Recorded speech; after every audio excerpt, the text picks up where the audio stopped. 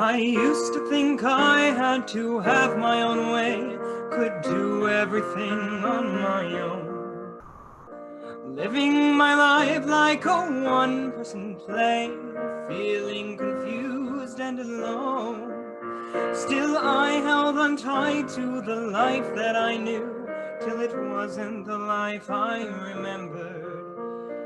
Finally admitted I hadn't a clue when I opened my arms in surrender. Since I made room for grace, I just stepped aside, opened up a space. Now the blessings arrive every day, since I made room for grace.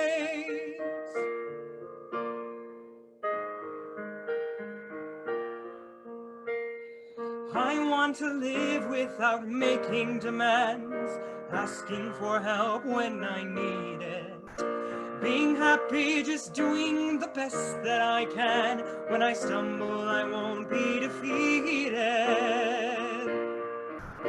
Since I made room for grace, I just stepped aside, opened up a space.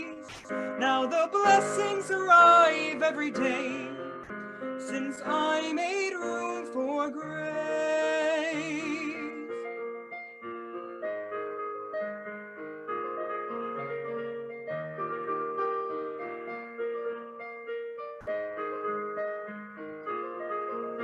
If I had insisted on all that I wanted, see, I'd have sold myself short. But when I stopped resisting, I got what I needed, so much more. Since I made room for grace, I just stepped aside, opened up a space. Now the blessings arrive, since I made room for grace. I just stepped aside, opened up a space. Now the blessings arrive every day, since I made room for grace. Since I made room for grace.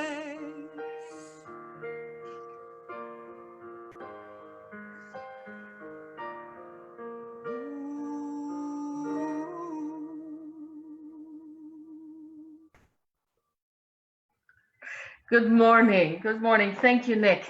That was lovely, wonderful, wonderful. And good morning, everyone who chose to join us on this glorious, sunshiny day. I so love it that you cared to tune in to spend time with us in community.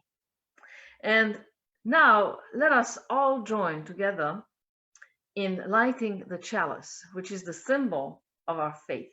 It represents that truth-seeking nature of us. So will you please say the words with me if you can, and if you can, just listen. Here's my chalice. Today it is tomato leaf. In the light of truth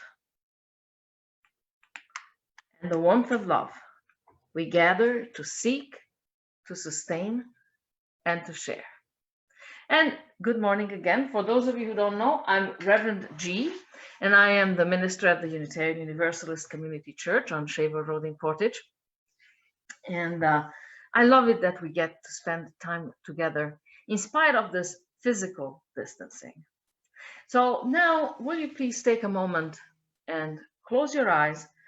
We're going to enter a short time of just meditation and centering. So close your eyes if it is yours to do. Find a comfortable position in your seat. If possible, don't lean your back against the support of your chair. place your hands comfortably on your lap, palms facing upwards or down, however it is more comfortable for you. And take a deep breath. And as you exhale, relax.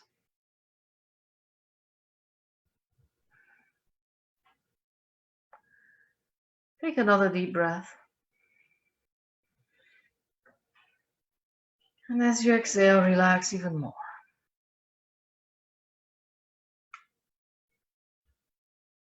Take another deep breath. And as you exhale, relax completely. And just pay attention to your breath. Notice where you sense it in your body. Is it your nostrils, your throat, your chest? Just follow your breath. Notice the expansion in your chest. Perhaps you're breathing all the way into your solar plexus. And just notice it.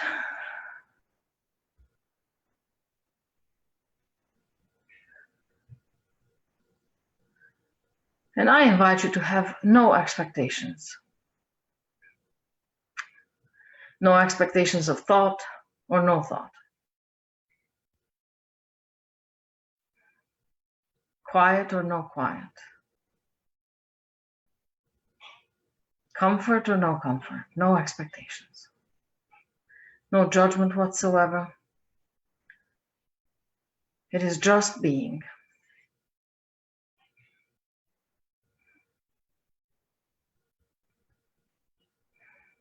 Being present to what it is. Complete acceptance.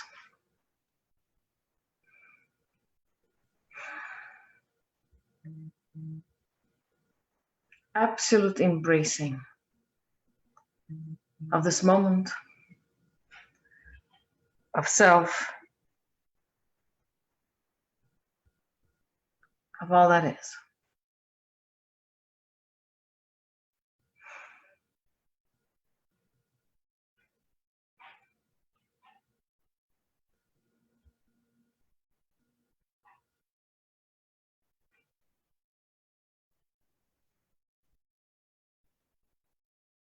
And so we give thanks that at any moment in time, we can slow down the world and accept all that is completely. Accept ourselves just the way we are. Thoughts, no thoughts.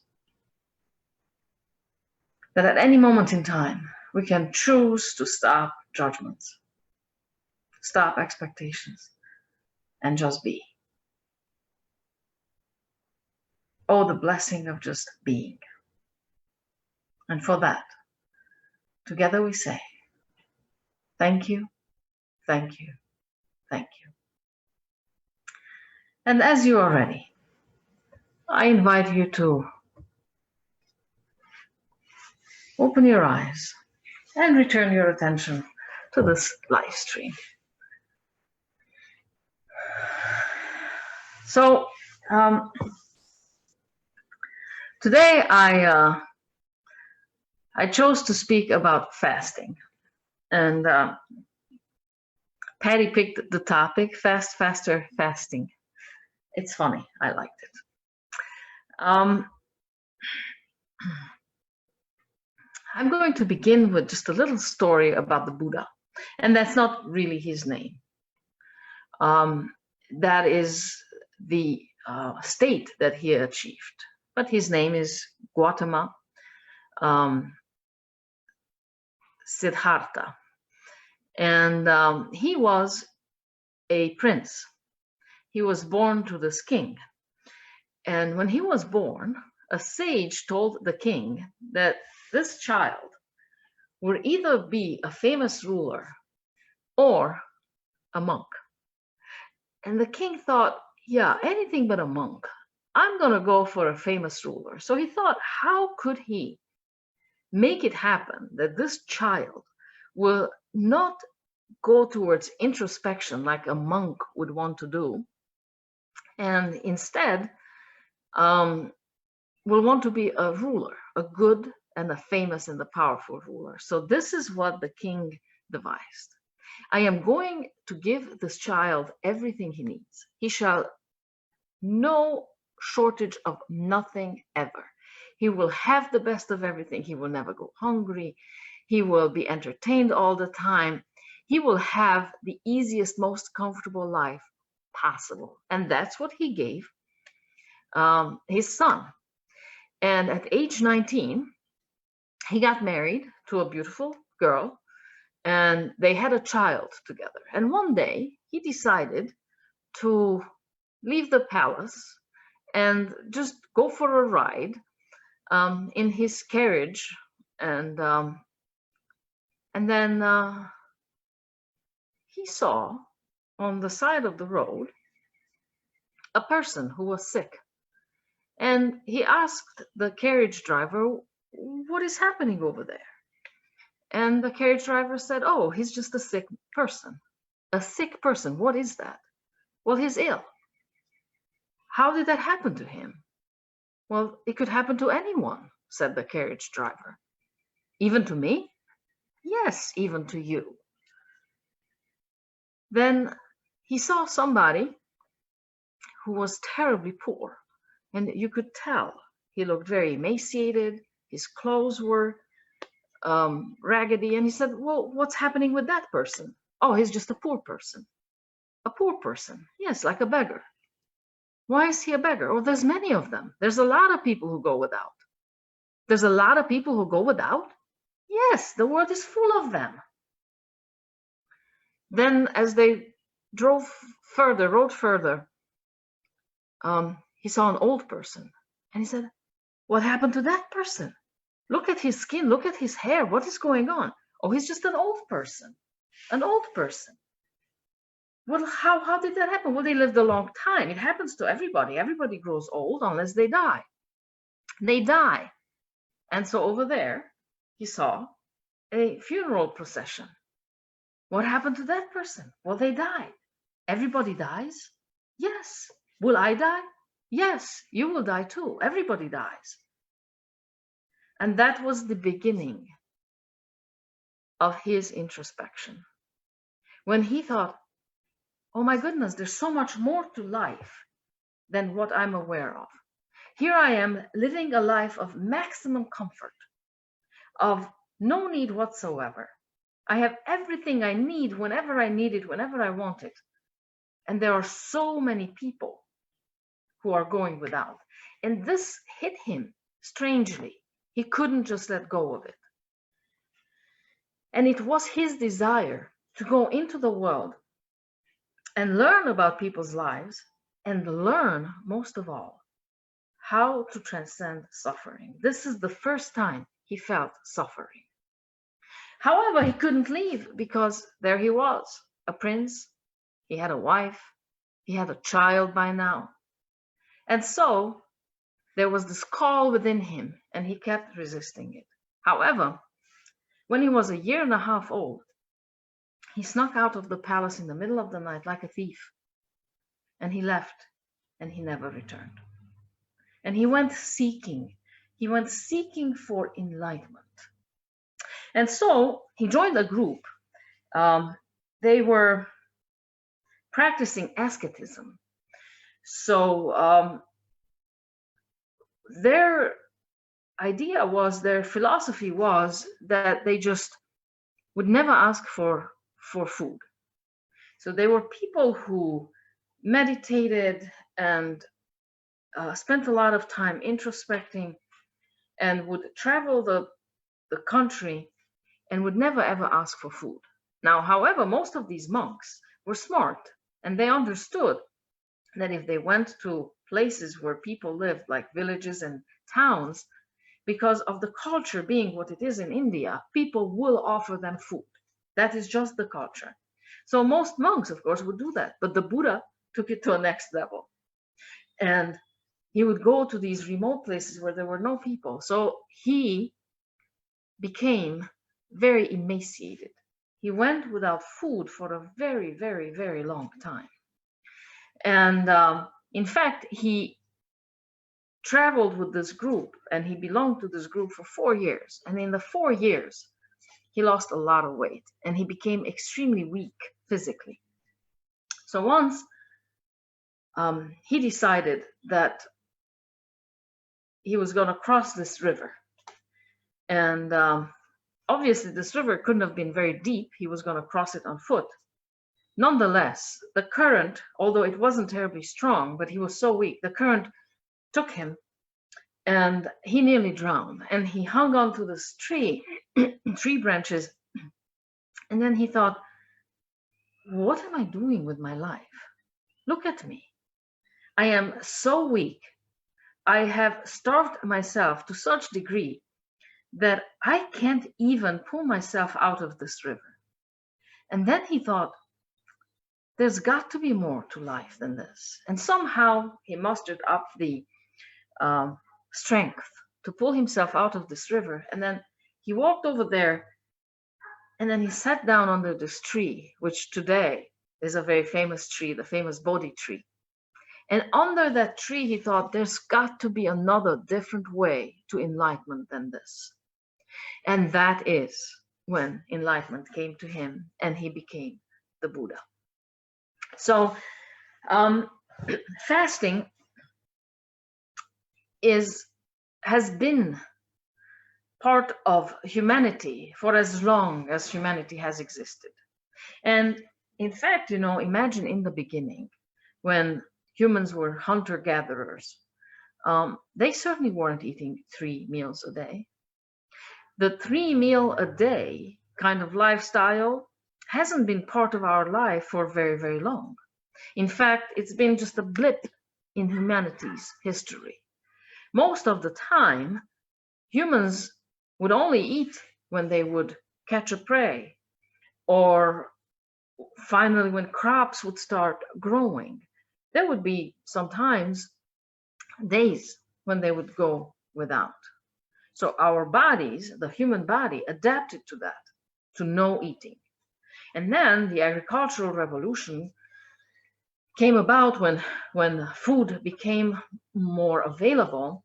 And that's when humans started to eat more than once a day, started to eat every day, and then more than once a day. Now, there were, of course, famous famines throughout history when people died of starvation. We know it happened to the Irish. We know it happened to the Soviet Union when Stalin came to power after the Second World War. He famously starved his people because they wouldn't willingly turn in their lands to these collectives. So he starved them to death. Terrible, terrible things happened. But today I wish to talk about fasting, and fasting that is chosen.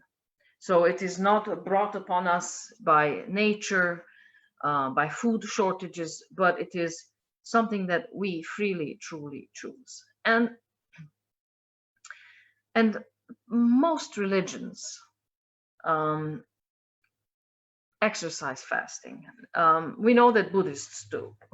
They do it several times a year. They do it regularly. There are some Buddhist branches that only eat 1 meal a day, and that's it. Around noon, they eat a meal, and then they go for 24 hours till they eat another meal around noon. Hindus fast. They have celebrations. They have holidays when they fast. Sikhs, however, don't. They don't believe in fasting. They have found that fasting has absolutely no benefit whatsoever. And they believe in living with moderation, with everything, but they do not believe in fasting. They don't fast. Christians do fast. Catholics fast. There is definitely the Lenten season when they fast, and they don't just withhold food from themselves. They also usually drop some other luxury maybe that they partake in during the year. Some give up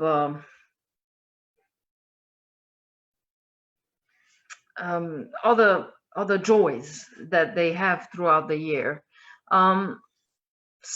Others choose also to try not to get into conflict whatsoever during the Lenten season, or give up negative thinking, which is of course very difficult. In case you ever tuned into your thoughts, it's very difficult to give up negative thinking. At the very best, you can become aware faster of your negative thinking than to really give it up, because they come. You know, we don't think as much as we're being taught. Then, fun fact, Catholics also eat fish on Fridays. And do you know where that comes from? During King Henry VI, the fisheries were going under. People just didn't have a taste for fish. And so King Henry said, well, Fridays, all we eat is fish. Good Catholics eat fish. And that's when Catholics incorporated this in their lifestyle, to eat fish on Fridays. And that way, Henry just very creatively saved England's fisheries. And then this spread throughout the Catholic kingdom. Ramadan, Islam. They have the famous month of Ramadan when they fast. So they eat a meal early in the morning before the sun rises, and then they eat a meal once the sun sets. And they do this for a whole month. And for this time, they give up many other pleasures as well. Many withhold from sexual pleasure, give up much of life. And the goal is to be introspective and to what they say is to become righteous, to bring forth a righteousness within. Also, to have compassion for those who go without. There are a lot of people who are food poor, and so it's to bring about consciousness that there's a lot of people who go without, and to develop that compassion. They also are heavy during that month on charity, so they give a lot to charity. They're really being helpful, and to some degree, you know, these are like privileged fasts, right? So when we do it to develop compassion towards those who go without, it's a privilege, isn't it? Because some people fast because they have no choice. We fast so we can feel the way, maybe walk in their shoes for a little bit. So it's also a privilege, isn't it? And then when this month is over, they celebrate with a 3-day holiday when there's a lot of feasting, and friends and family come together and they just eat and then be together, being community. Jews fast. There's the famous Yom Kippur, one of the biggest fasts, but there are others throughout the year who fast. So the world fasts, the religious world fasts. Gandhi famously fasted. Jesus famously fasted 40 days in the desert. He wasn't the only one. So there's evidence of fasting in the Old Testament, in the New Testament. In fact, Jesus once in Matthew says that to his disciples, that when you fast, he doesn't say if you fast, when you fast. So he expected his disciples to fast. He expected those who shared his worldviews to fast. And it was believed that it would create an opening to the divinely realm, like unlike any other. So you can't get there when your tummy is all full. I fasted a couple of times in my life for several days in a row. The longest I went was 5 days, and then I did a 3-day fast, and then I did many one-day fasts throughout my life. When I did the 5-day fast, I felt extremely light, and I felt extremely aware of my surrounding, and I felt very much in tune. I felt like I could really get people and get life. Now, Patty says I was just really loopy. I don't know which one is true. But my experience was indeed a connection, Gandhi said, a genuine fast cleanses the body, mind, and soul. It crucifies the flesh, and to that extent sets the soul free. A sincere prayer can work wonders. It is an intense longing of the soul for its even greater purity. Purity thus gained, when it is utilized for a noble purpose, becomes a prayer. Then he also said, I believe that there is no prayer without fasting, and there is no real fast without prayer. For him, it was definitely a spiritual experience. He also used it as protest. So he famously fasted to turn the Indian population away from violence. When there was a violent breakout between Hindus and Muslims, Gandhi fasted till they ended it. And they ended it just to save Gandhi's life. Fasting is used as a political protest as well. We know that the suffragists fasted. Often in prisons, they will break into fasts, into protest, hunger strike, they call it. And that's been done many times all over the world to make a point. So when one feels so powerless and voiceless, then they choose the hunger strike, and usually we pay attention to that. And sometimes it brings about political change, sometimes it doesn't. And then also, fasting is used for health purposes. And here, this is what I must tell you. I am not a physician, okay? So anything I tell you from now, take it with a grain of salt. And if you choose to listen to it, and if you would like to adapt it, I encourage you to first research it for yourself. So I'm not a physician. I fast. I do intermittent fasting. So I fast every other day.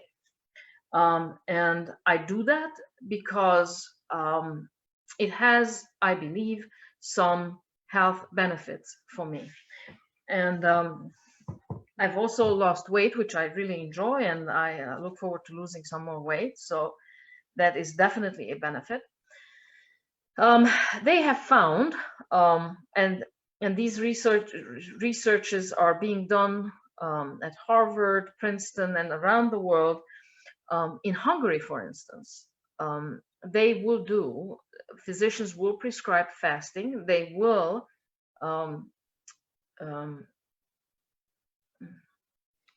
admit you to the hospital, and they will help you do a prolonged fast under medical surveillance, and they find that it has tremendous benefits. Now, what they have found in mice as well, it helps with and in people as well, it helps with Alzheimer's. It helps with diabetes, of course, definitely with rheumatoid arthritis. So what they say, the toxins deposit in our joints.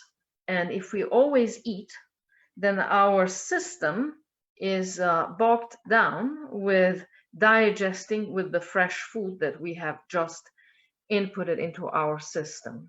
So these toxins that have deposited in our joints then just stay there. But if you fast and there's no more fresh food that the body needs to digest, then it will reach into these joints, and it will pull these toxins out of the joints and break them down and eliminate them, hence curing arthritis or making those joints work better. It is also, they also have found that it stimulates the stem cells, and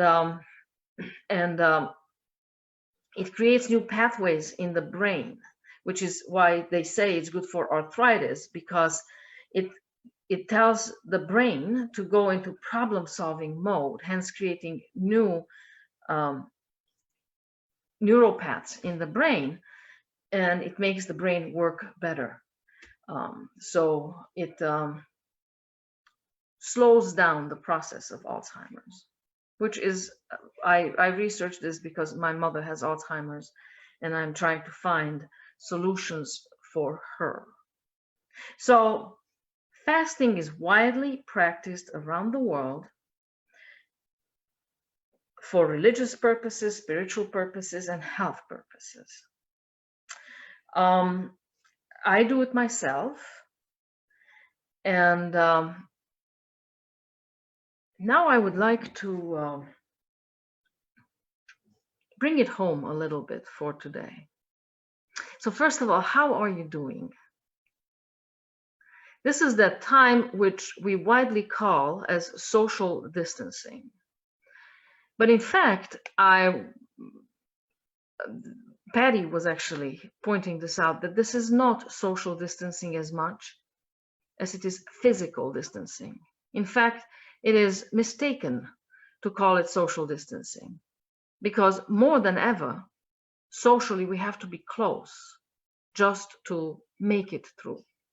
Those of us who are extroverts, we miss the physical contact, we miss any contact. So for us to be able to have social closeness is a lifesaver. And I would like to argue that as far as our church is concerned and our community is concerned, socially, we are closer perhaps more than we've ever been. So what is true though, that physically we are distancing. We are distancing to flatten the curve. Well, we all know the story. But we are also staying home, and we are cut off from many of the activities that we have been used to. We drive less. We consume less. I'm sure we shop less, most of us, because stores are not open. It's not that opportunity.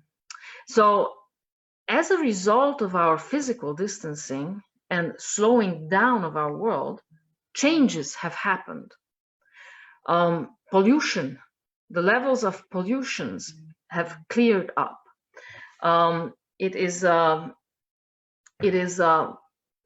You saw probably as well on TV that jellyfish in Venice, the channels are so crystal clear right now that they could see a jellyfish swimming in the channel.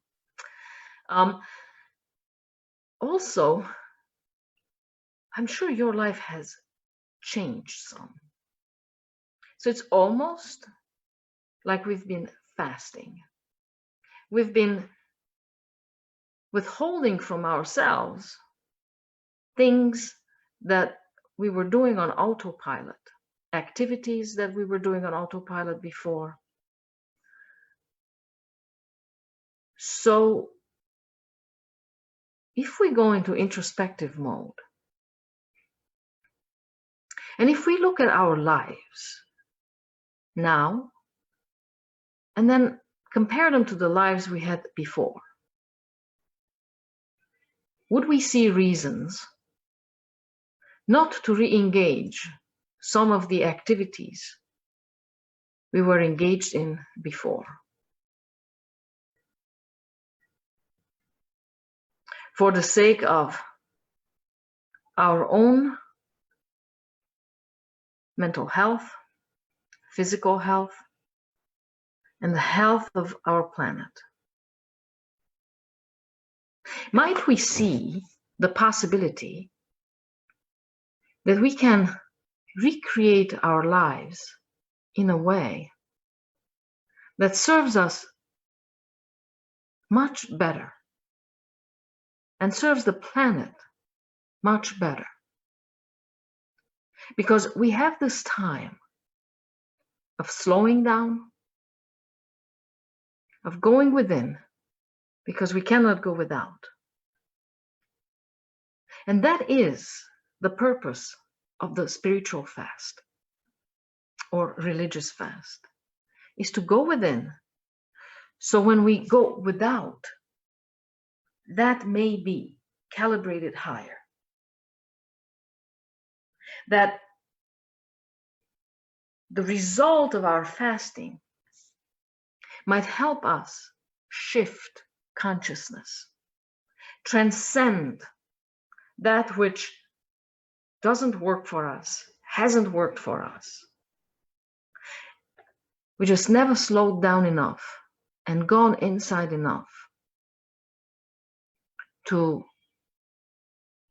have awareness of it. In other words, we were the last ones to know that this is not working for us. It's not working for our marriage. It's not working for the way we raise our children. It's not working for our relationships, our friendships. It's not working for our planet. So here is my question to you. What have you become aware of during this time of physical distancing? This time of having slowed life down. What have you become aware of? And what changes do you think you might be making as a result? And write them down. Write them down, because I know how we are. Life will pick back up. And should we forget?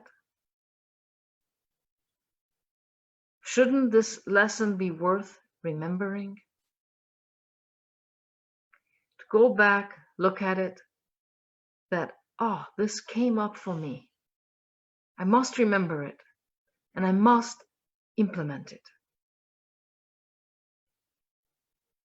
I do hope that as individuals and as community, we are not going to let this lesson go to waste. That in fact, we are truly going to change our world individually and collectively for the sake of all beings, for the sake of all life.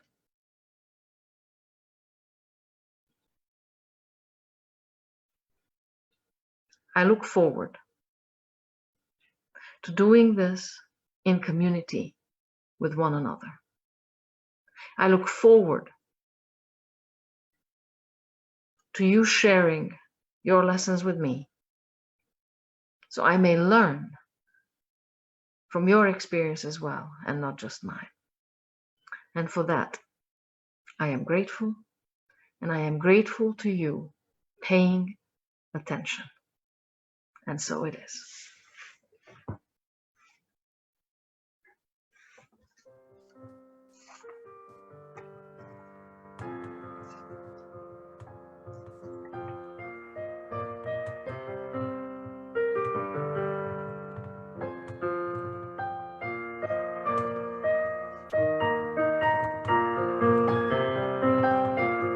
Dream of a day when we can live without anger.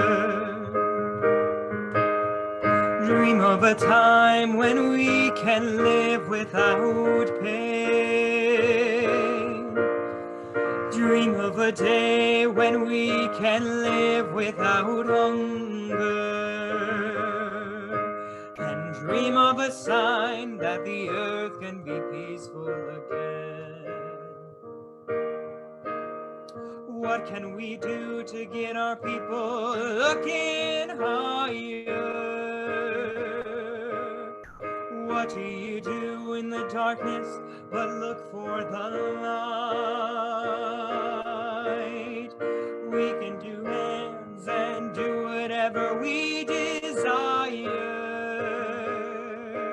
and we'll never fail as long as our reasons are right. We're gonna live in peace. It's our only chance on earth. Get all that fighting to cease.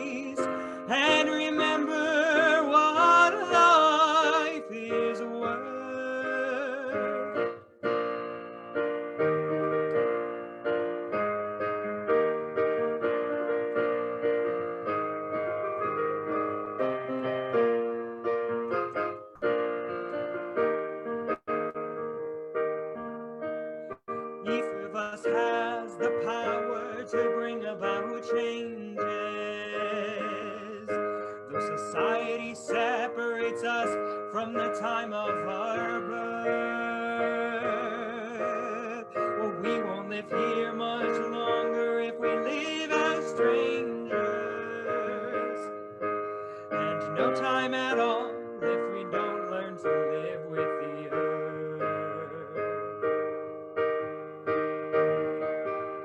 Combining our efforts instead of being parted. Sharing a vision that we will have a new dawn. Remember that love is how it all got started. And don't you know that the love will keep it going even after we're gone? What can we give the earth that we haven't given in the past? A way to live here on earth, make it last and last and last. Dream of a day when we can live in communion. Dream of a time when we can live without fear. Awaken a way to get all of us working together. And know that in time when the earth we can be peaceful is near. Know that our thoughts and our actions are honest and clear. Know that the people on earth will be safe from all fear. Know that the time when the earth can be peaceful is here.